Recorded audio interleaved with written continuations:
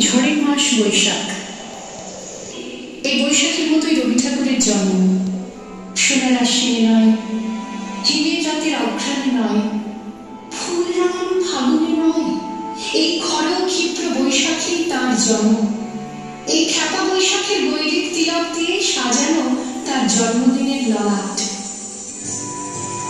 বৈশাখে প্রকৃতির নতুন জন্ম, আমাদেরও নতুন জন্ম এই বৈশাখে।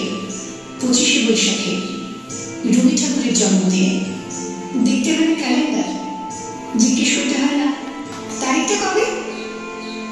আগে থেকে বুকের মধ্যে সারা ওঠে 25শে বৈশাখ আসছে, রবি ঠাকুরের জন্ম।